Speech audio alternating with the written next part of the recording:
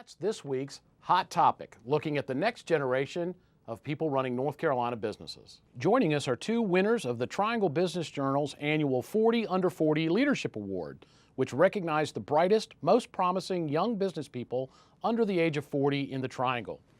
With us are Norman Barclift, Head of Marketing for the Vegetation Management Division of Bayer Crop Science, and Perry Hunt of Hunt Forest Resources. Gentlemen, thank you so much for joining us today. Perry, let's start with you. Tell us a little bit about your professional background and experience and what's led you to the company that you run today. Started my company a little over 14 years ago as a wood dealership, and we've continued to evolve our business into multiple different facets in the wood products industry.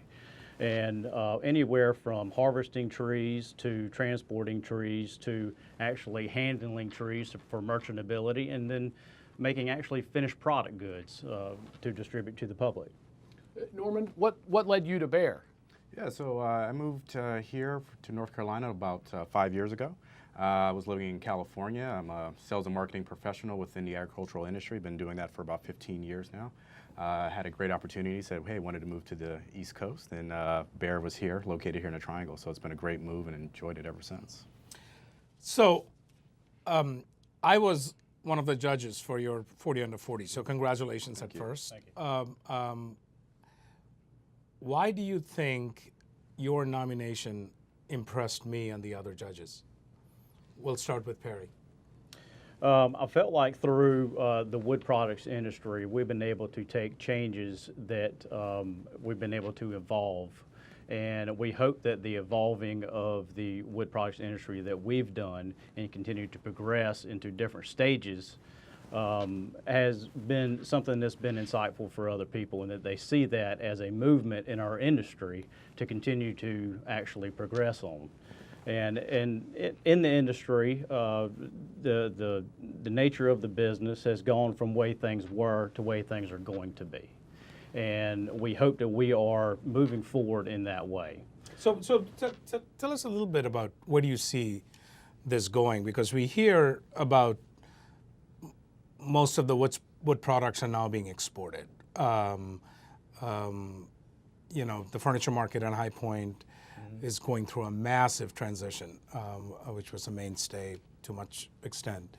What do you see as happening in the future of wood products and specifically furniture, if you may?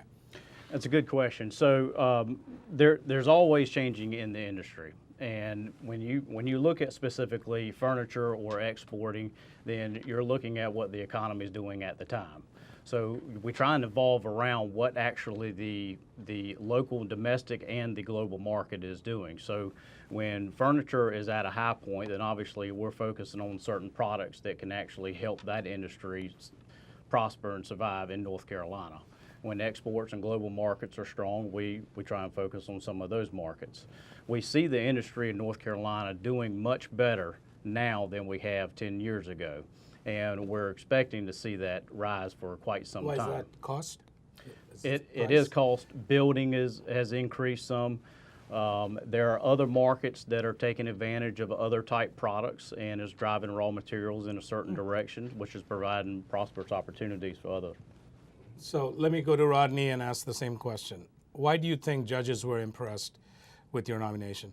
Well, you know, again, I love marketing, been doing that for a number of years, and I think I brought some really innovative thoughts and ideas to the company. But, you know, I think what really stood out is just my work from a nonprofit standpoint. I serve on the executive board of an organization called Manners, which is a leadership development organization to get underrepresented groups involved in the field of STEM and get their interest there. So I spend a lot of time working with high school students and college students all across the country, and we do a lot of great volunteer work and working with professionals as well, opening doors up for them and getting them ready for the workforce. Well, Norman, one of the things that we look at generationally is the disposition younger business leaders have and how that compares with the older generation.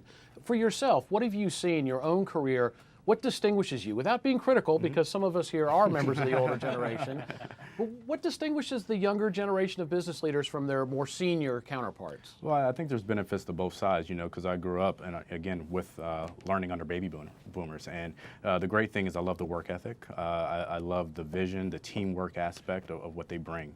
And then I love what we bring, which is, you know, this new innovative thought, technologies, able to multitask, you know, having more of a dedication towards the impact of the company that you worked for, just not collecting a paycheck. So, you know, those are the types of things I think that passion and energy when we get behind something really serves us well. What do you see in the running of a company, a young CEO? Do you feel like there are significant challenges you face with older business leaders? Do they not take you seriously or are not willing to interact with you in the same way you would want them to? Not necessarily. I think the involvement in board of directors and everything that I've been able to get associated with has actually grown the respect in my industry, so that people will actually look at me and take me seriously with what we do. And then I treat people very well within my company.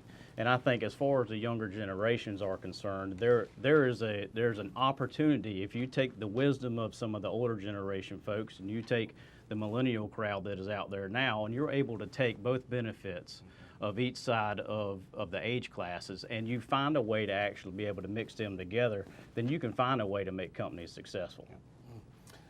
Norman, I have to ask you a question because you talked about volunteerism and being involved in charitable activities. How, and I don't think it's as much of a sort of a generational gap. Then I think it is really important for the millennials to sort of be in an environment where they can help beyond their work, their 9-to-5 jobs, if you may. How do you sort of navigate around that within your corporation, which has, you know, people, scientists that are 70 plus years old, because we have talked to a couple of them, and then we have people in your role that are sort of always expounding that message. Talk to us a little bit about that. Yeah, you know, for me, it's I combine both. So there's a benefit to bear with the work that I do, because we're also increasing the talent pipeline for them by working with these types of students and then being involved and being sponsors of an organization like Manners. So, you know, those types of things, I have a job that allows me and a leadership team that allows me to want me to go out and do these things and be a part of it. And that's what I say, you know, Are they looking for ROI on those things?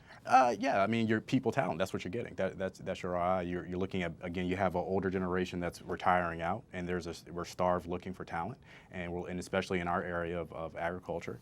You know, we want to make sure we're continuing to bring in young, innovative thoughts and minds to keep this 150-year company going.